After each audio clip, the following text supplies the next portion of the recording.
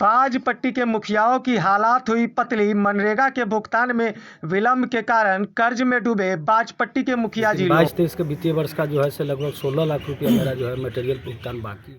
जी हाँ, बाजपट्टी के कई सारे मुखिया पिछले 2 साल से मनरेगा योजना का भुगतान न होने के कारण कर्ज में डूब गए हैं। इस कारण से बाजपट्टी प्रखंड के अनेकों मुखिया ने शनिवार को मनरेगा अधिकारी द्वारा योजनाओं के भुगतान में भेदभाव का आरोप लगाते हुए मनरेगा कार्यालय का कामकाज ठप करा उसके मुख्य द्वार पर अनशन पर बैठ गए। इस दौरान मौजूद मुखियाओं ने मीडिया कर्मियों से भी बात की। देखिए हमारी ये रिपोर्ट। मनरेगा के तहत आपके पंचायत में कितने राशि का कार्य हुआ है और उनका भुगतान नहीं हुआ, कितना राशि बकाया है? देखिए, मनरेगा में हमारे पंचायत में तो काम और हुआ जिसका मैंने कुछ भुगतान हो चुका है, लेकिन 22-23 के वित्तीय वर्ष का जो है से लगभग 16 लाख रुपया मेरा जो है मटेरियल भुगतान बाकी है, जिसका जो है से अभी तक भुगतान नहीं हो पाया। यानी तकरीबन 2 वर्ष में आपका भुगतान नहीं हो पाया? नहीं, भुगतान नहीं हुआ है। तो जिस वेंडर से आप सामान लेते हैं वो आपको कुछ कहते नहीं है? अरे उन लोगों कि आपका प्रभाव इतना है कि दबंग है आपकी, चुप है वो लोग? नहीं है, उन लोगों से समझिए कि सामाजिक जो रिलेशन है इसके तहत लोग रिक्वेस्ट करके अपना सामान बचा रहे हैं। तो क्या कुछ करना है आगे? आगे करना है कि माननीय पीओ साहब से आग्रह किए हैं कि हम लोग का समय पर भुगतान किया जाए, किसी तरह का जो है से किसी हम लोग के साथ भेदभाव न किया जाए। जैसे इस विभाग के बड़े अधिकारी होते हैं, डीडीसी, उनसे बातचीत हुई आप लोगों की? नहीं, अभी तो फर्स्ट में हम लोग पीओ साहब से इसकी मांग किए हैं। अगर इनके स्तर से समाधान किया जाता है तो ठीक है, नहीं तो अग्रिम जो भी दरवाजा हम लोग को खटखटाना होगा खटखटाएंगे। समस्या बताइए, काहे बैठे हैं आप लोग धरना पर? दरअसल में आज माननीय मुखिया के प्रतिनिधि श्री श्याम यादव जी के प्रतिनिधित्व में हम सभी माननीय मुखिया बैठे हुए हैं बाजपट्टी प्रखंड के मनरेगा कार्यालय में। दरअसल में बापू का जो सपना था स्थानीय स्वशासन, लोकतांत्रिक व्यवस्था इसलिए किया गया कि सत्ता का विघटन हो, सत्ता हर एक व्यक्ति तक पहुँचे। जो सोच था, बापू का जो सपना था, उसी के तहत त्रिस्तरीय पंचायत का निर्माण हुआ। इसको स्थानीय स्वशासन भी पूर्व में कहा जाता था और ग्राम पंचायत, पंचायत समिति और जिला परिषद 3 स्तर पर निर्माण किया गया, जिसके तहत मनरेगा योजना नहीं है, यह अधिनियम है, कानून है। शुरू में मनरेगा का जब बनाई गई उस समय योजना का कार्य रूप दिया गया, लेकिन आज इसको अधिनियम बना दिया गया है। यह इसको कानून के तहत संवैधानिक अधिकार मिला है, जिसके तहत पंचायतों में हम लोग मनरेगा के तहत मजदूरों को काम देते हैं, मटेरियल मंगवाते हैं, जो भी काम होना है नली रोड का, पीसीसी का या गली का या फिर बाउंड्री का, इन तरह की योजनाओं को जब से हम लोग चुनाव जीत करके आए हैं तब से काम करा रहे हैं। आज तक यहाँ के स्थानीय प्रशासन, जो प्रखंड कार्यक्रम पदाधिकारी है, इनके द्वारा भेदभाव बढ़ता जा रहा है और किसी खास पंचायत में मोटी रकम लेकर के ये भुगतान करते हैं, जिसके तहत हम लोग आजिज होकर के, परेशान होकर के आज सभी मुखिया प्रखंड मनरेगा कार्यालय में बैठे हुए हैं और आज इनसे पीओ साहब से दूरभाष के माध्यम से थोड़ी देर के लिए आए। उनसे हमने मांग किया है कि आपने 2021 से लेकर के 2024 चल रहा है, अब तक आप किन किन पंचायतों में मटेरियल का भुगतान किए हैं, इसका अभिश्रव सभी मुखिया जी को, माननीय को दिखाइए, बताइए। और आप अगर इस ढंग की भेदभाव बरतते हैं तो यह कब तक बरतिएगा? कारण है कि हम लोग जो काम कराए हैं वहाँ जो मटेरियल का भुगतान होना है, जो वेंडर है वो लोग हंगामा मचाया हुआ है, मजदूर भुगतान के लिए, पेमेंट के लिए हल्ला मचाया हुआ है। आचार संहिता लगने वाला है, जैसा कि आपके मीडिया के माध्यम से जानकारी मिलता है कि 15 मार्च तक आचार संहिता लग जाएगा।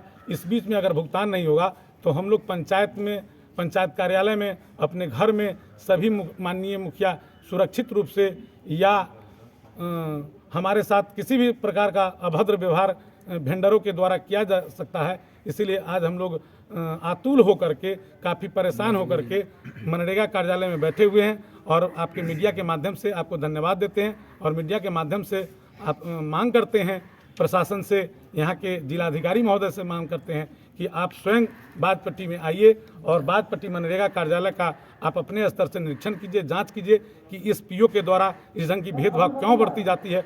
ऐसा तो नहीं कि कोई खास व्यक्ति या कोई खास पर्सन है जो मोटी रकम देता है और उसके एवज में भुगतान करता है और यह प्रायः चला आता रहा। ये कब तक बंद होगा? ये अंगुली मार डाकू की कहानी हो गई। तो हमने तो भगवान बुद्ध भी कहते कि हम तो रुक गए, तुम कब रुकोगे? तो यह मनमानी कब तक रुकेगा? इसी के सिलसिले में और इसी को लेकर के हम सभी माननीय मुखिया बैठे हुए हैं और उनका इंतजार कर रहे हैं। जब तक वो नहीं आएंगे तब तक हम लोग बैठे रहेंगे और जब तक हम लोग का भुगतान नहीं होगा तब तक हमारी ये लड़ाई अनवरत जारी रहेगी और हम लोग जारी रखेंगे। जैसा कि मुखिया जी के द्वारा बताया गया कि मनरेगा कार्यालय में कमीशन का व्यवस्था है, कितना कमीशन लिया जाता है? कमीशन का तो बात नहीं कहेंगे, यहाँ पे तो पदाधिकारी द्वारा इतना भेदभाव किया जा रहा है। मान लीजिए एक ही पंचायत में अगर 20 लाख 22 लाख रुपया अगर मटेरियल पेमेंट होता है तो मिला जुला कर सभी पंचायत को दिया जाना चाहिए। हर एक पंचायत 19 मुखिया है, मिला जुला कभी इस मुखिया कभी उस मुखिया, मिला जुला करना चाहिए। सिर्फ एक ही पंचायत कोई खास पंचायत में ही बार बार पेमेंट, ये पहला बार ऐसा नहीं है। आज बार बार होने के कारण बार बार एक ही पंचायत में पेमेंट किया जा रहा है। बार बार पीओ साहब और अकाउंटेंट साहब का क्या मिली भगत है वो तो वही जाने, लेकिन ऐसा क्यों बार बार किया जा रहा है ये हम लोग को समझ के परे हैं। आज मजबूरी में बार बार होने के बाद हम लोग आज धरना करने पे ये बैठे हैं। हमारे अध्यक्ष महोदय श्याम जी अध्यक्ष प्रतिनिधि की अध्यक्षता में हम लोग आज बैठे हैं कि भाई कब तक ये हम लोग सहेंगे।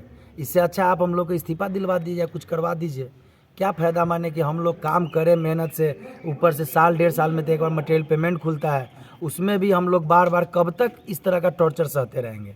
भेदभाव हम लोग अंबेडकर जी बोले थे कि भाई भेदभाव को मिटाना है। यहाँ पे तो इतना ही भेदभाव बढ़ गया कि हम लोग कुछ कर नहीं सकते हैं। इसलिए हम लोग शांति से धरना प्रदर्शन कर रहे हैं कि कोई तो सुनेगा, कोई तो भाई होगा शांति वाले को ही सुने, नहीं तो मजबूरी में आदमी को कुछ गलत करने में मजबूर किया जाता है। यही सब कारण है पदाधिकारी का कि मजबूर किया जाता है कि आप कुछ गलत करें। बताइए कब तक हम कितना का टॉर्चर वेंडर से बार बार बोलता है कि कब पेमेंट होगा, कब पेमेंट होगा, पेमेंट होगा बार बार एक ही विशेष पंचायत को दिया जाएगा, तो कब तक ये चीज़ सहेंगे।